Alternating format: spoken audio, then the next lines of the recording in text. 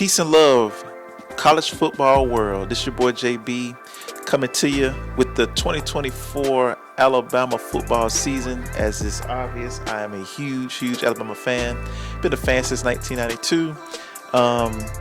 To be quite honest, it took me a minute. We had a tough loss last year against Michigan in the college football playoff, a game we should have won.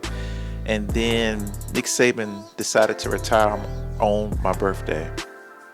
Nick Saban, I appreciate all of you done for us. We were in obscurity, dwelling in the bottom.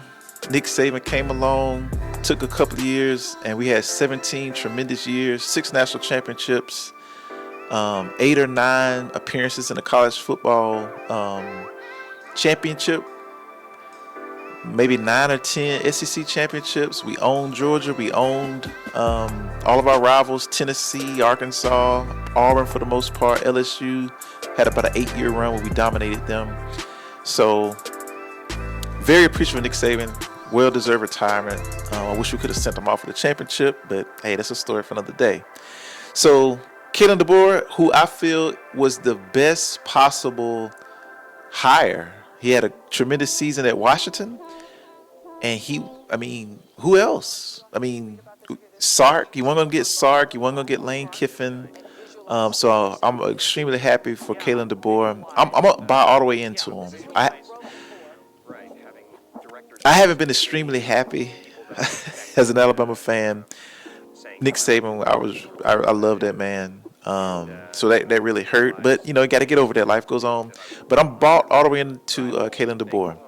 So let's look at this. So the 2024 Alabama football schedule, we open up this Saturday against Western Kentucky. That should be a game we should win, obviously. This should be just like a tune-up game to see what we're made of as far as like getting in real game time shape and game time performances. We had a lot of scrimmages amongst ourselves. Now we out there with some competition in Western Kentucky. Then week 1, like I said, was week 0. Then week 1, we opened up. We play University of South Florida. That should be another game we could be able to tune up and continue to grow with the coach and the team and get better. So we should win that game.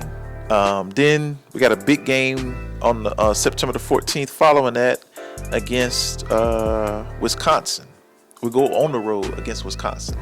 It's going to be a tough game. That's going to really tell us, not tell us what we made of or who we are yet, because it's still early in the season, but it's a great first competitive game versus the first 2 weeks. I got Alabama winning that. Then we got, does it get any bigger than Alabama, Georgia? Holy. Alabama, Georgia, week 4 at the end of September.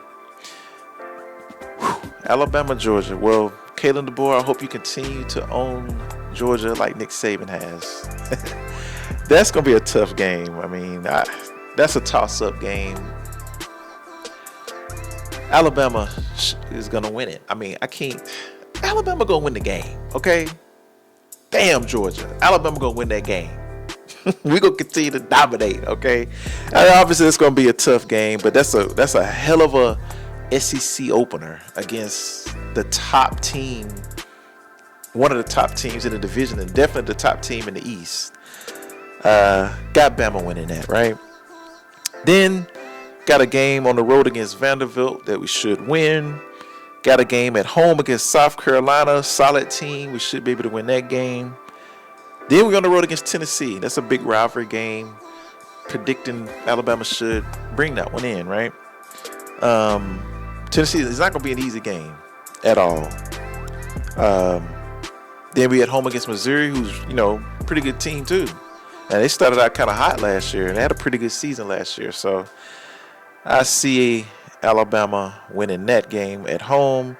Then we go on the road against LSU, the classic rivalry between those two iconic teams in the SEC. I got us losing that game. Of course, I want to be wrong. I'm gonna say Alabama. I feel Alabama should win every game, but that's me. But that's the fan. I'm trying to be objective. Trying to be objective. That's a tough game on the road, man. And I think we've been 1 for 1 with. We had that 8 year run where we beat LSU 8 years in a row, and then it's kind of been tit for tat since then. So we won last year. They beat us the year before. LSU might get us. That game's on the road. That's going to be tough. Then we got a little warm up game again against Mercer at home before we get ready to take on Oklahoma on the road on November 23rd. That's another game we could potentially lose. I must say, Oklahoma's tough on the road. They're a solid team. We got Jalen Milroe. We got some really good talent. Ryan Williams at receiver. Defense looks to be pretty strong. Our running backs are really good. I got us beating Oklahoma. Barely. A tough, hard-fought win. I got us winning that game. And then last against the hated rival Auburn Tigers, we're at home. We're going to win that game. Kalen DeBoer, do not open up your coaching career. Do not open up your coaching career, Kalen DeBoer, and lose to our most hated rival. Don't open up your coaching career like that. Lose to Georgia before you lose to Auburn.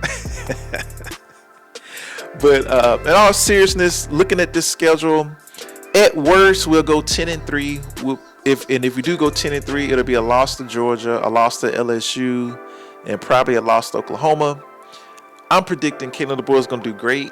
I think we're going to go at least 11 or 12 games with 1 or 2 losses, which should grant us, a chance at the SEC championship, where we probably would face Georgia again with a chance to win. We got a chance to win the SEC championship this year. And our expectation, don't put these crazy expectations on Kalen DeBoer so early. I know as Alabama fans, we've been spoiled with Nick Saban. They had a lot of success, 6 national championships in 17 years. But my expectation realistically is somewhere between a 10 and 12 win season. And if we don't win the SEC championship, which it doesn't mean as much as it used to because of the 12-team playoff format, a lot of the pressure has been taken off to go undefeated, and a lot of pressure has been taken off to win your conference. I guess it would only matter to win the conference is when you're teetering to get in. But it's 12 teams, right? So not a whole lot of pressure to win that, and that's crazy to say because that used to be treated as a national championship game, or viewed as, because there was so many big matches big games between Alabama, Georgia, Alabama, Florida. My expectation is at least a playoff berth with Kalen DeBoer's first year, and then we'll see what happens. We got the potential to win a national championship, but I'm not going to put that pressure on the team. I'm not going to put that pressure on Kalen DeBoer. I know most of my fan base, Alabama fan base, is, but I feel like at least a playoff berth with somewhere between 10 to 12 wins.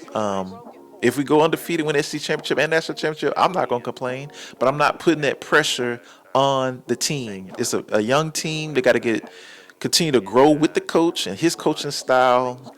Fans, give them a chance. I know we're title town. We put a lot of pressure, but my expectation again is somewhere between 10, 11, 12 wins, playoff berth, potential SEC championship, chance to win a national championship. That's all you can ask for his first year. I think Kalen DeBoer is going to do really well. I got a lot of belief in him. I'm going to buy all the way into him. I'm not going to be one of these old fair weather Alabama fans only liked it when Nick Saban was there. I'm going to stick with this coach and see, what he can do. Kalen DeBoer come here and get us a championship within the first 3 or 4 years is a success. You're following a living legend in Nick Saban, and for him to even have the courage to even Nick Saban? You gonna come after Nick Saban? That man had the courage to do that. Directly after following Nick Saban, you want to coach the Alabama Crimson Tide. So that's a lot of courage in itself. I believe in him. Bama fans have realistic expectations. And with that said, roll